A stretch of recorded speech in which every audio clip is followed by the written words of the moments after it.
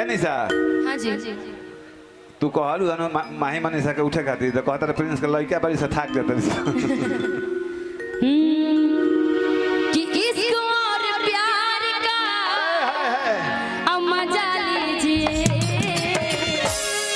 क्योंकि काफी देर से आप लोग हमारा इंतजार कर रहे थे और ये इंतजार के लिए निशा उपाध्याय आप सबके लिए सदा आभारी रहेगी और इसीलिए थोड़ा सा आप लोगों के लिए कहना है कि कोई त्रुटि हो तो मुझे माफ अरे वाह ई आबाद होके के दुआ देखम लो आ देहत तो फिर तक दिक्कत नहीं है आपके लिए और आपके लिए भी कि इश्क और प्यार का अब मजा लीजिए थोड़ा इंतजार का मजा लीजिए थोड़ा इंतजार का मजा लीजिए इश्क और प्यार का मजा लीजिए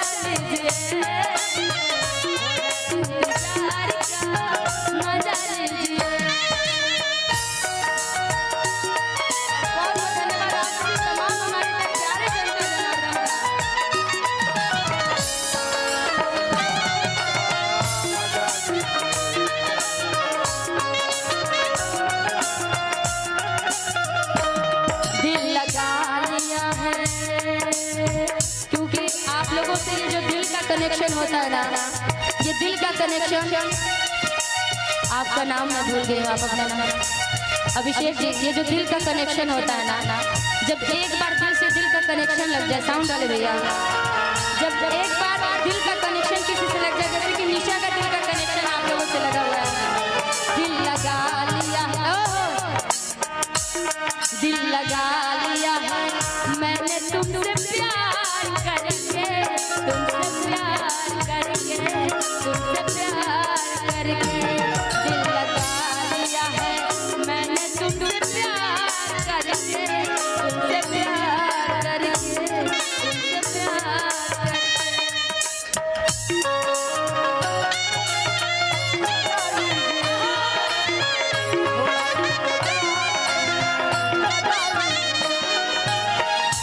चाहूंगी कि गोलू जी आप आ जाइए फरमाइश है आपके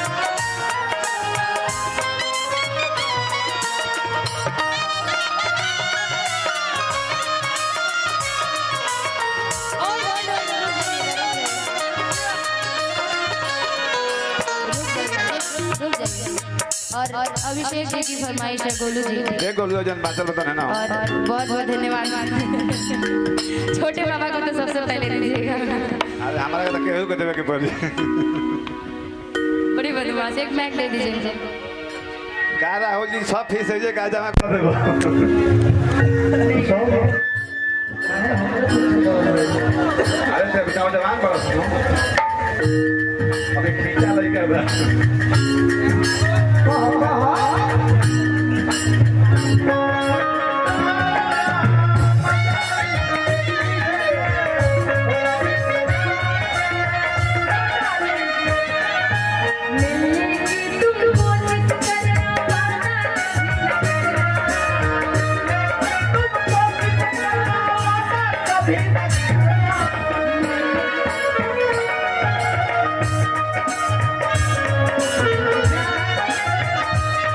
बात तो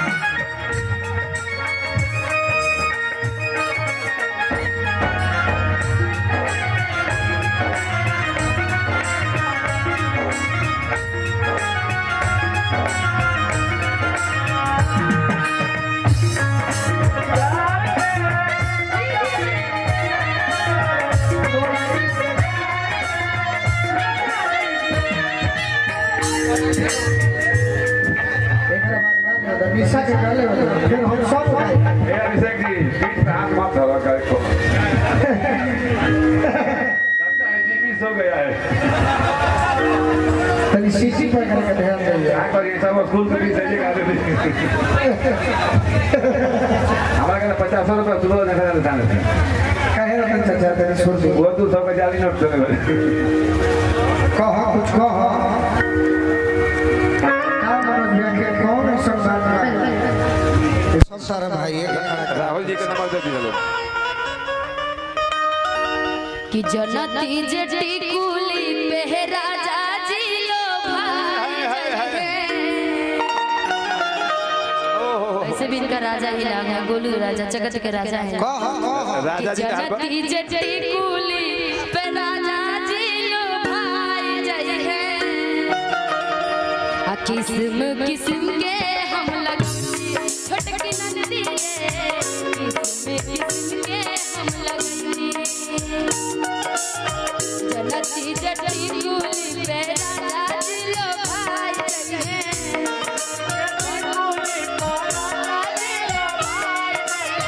जनती जटी कुली पे राजा जी लो भाई जय है किस्म किस्म के हम लगती छोटकी नंदी रे किस्म किस्म के हम लगती छोटकी नंदी रे किस्म किस्म के हम लगती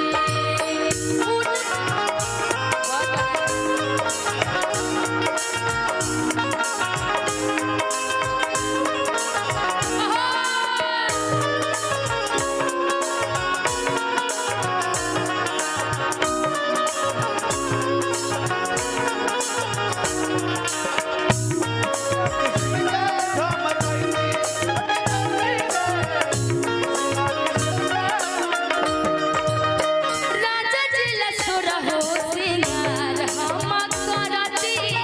होने देते साउंड डाले भैया थोड़ा सा देख लीजिए राजा जी लसुर हो सिंगार हम करती दिन रात नहीं पे अपनाई